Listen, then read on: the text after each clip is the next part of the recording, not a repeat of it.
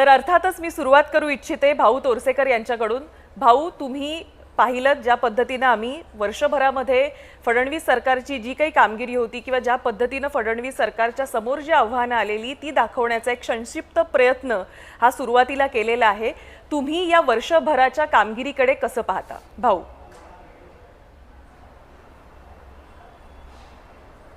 नाही, मी पहिली गोष्ट म्हणजे लक्षात घ्या की मी जुन्या पठडीतला पत्रकार आहे आणि वसंतराव नाईक मुख्यमंत्री असल्यापासून मी पत्रकार आहे।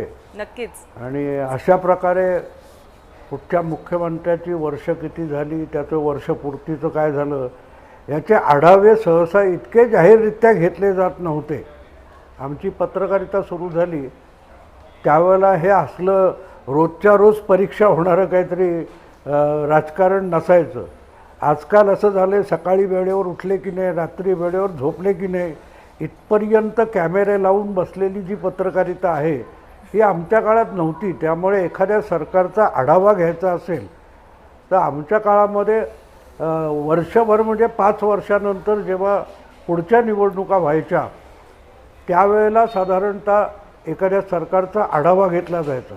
आज म्हणजे अशी की परीक्षेच्या केंद्रामध्ये विद्यार्थ्याच्या हातामध्ये प्रश्न काय तो उत्तरपत्रिका दिली की त्याने 2 ओळी लिहायच्या, त्याला मार्क देणं पण सुरू होतं। अशा रीतीचा आढावा आमच्या पिढीसमोर नव्हता। त्यामुळे मी आजच्या काळात एक प्रकारे आउटडेटेड पत्रकार आहे।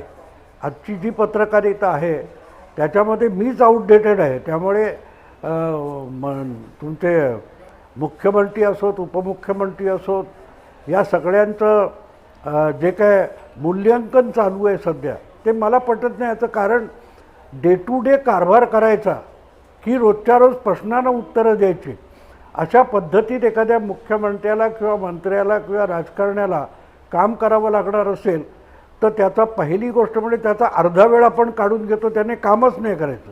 त्याने आमच्या प्रश्नांना उत्तरं द्यायची।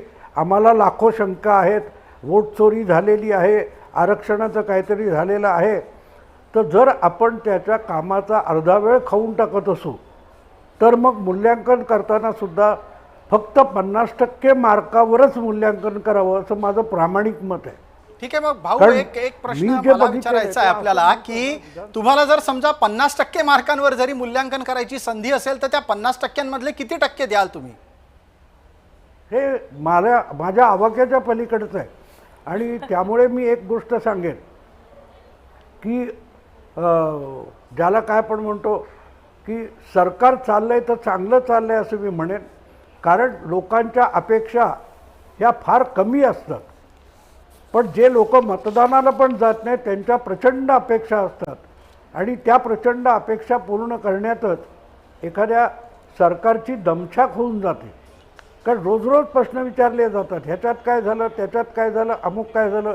1972च्या भयंकर दुष्काळामध्ये हजारो लोक सगळे शहरामध्ये येऊन राहिले होते आणि त्या लोकांचं करायचं काही भीषण समस्या होती। अशा वेळेला विधानसभेवर विरोधी पक्षांनी एक प्रचंड मोर्चा काढला होता आणि जवळजवळ 20-25 हजार बैलगाड्या मुंबईत आल्या होत्या आणि अशा वेळेला रोजगार हमी योजना सुरू करावी अशी कल्पना होती।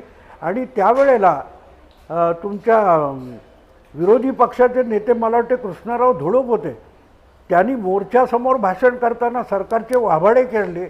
पण विधानसभेत जाऊन सरकारला सांगितलं तुम्ही करवाढीचा प्रस्ताव तुम्ही आणणार नसाल तर रोजगार हमीसाठी जे जास्त पैसे लागणार आहेत तो करवाढीचा प्रस्ताव आम्ही विरोधी पक्षातर्फे आणतो। अशा रीतीने लोकशाहीची एक जबाबदारी उचलली जात होती दोन्हीकडून। आज गंमत अशी की सरकारला तारेवर उभं करायचं आणि तू कसरत कर। तर अशा बाबतीत मला मूल्यांकन करणं अवघड जातं आहे। मी पहिल्यांदा प्रामाणिकपणे सांगतो की मी हे मूल्यांकन समजू शकत नाही आहे आणि त्यामुळे मूल्यांकन कसं करायचं याचाच मला मुळात अभ्यास करावा लागेल।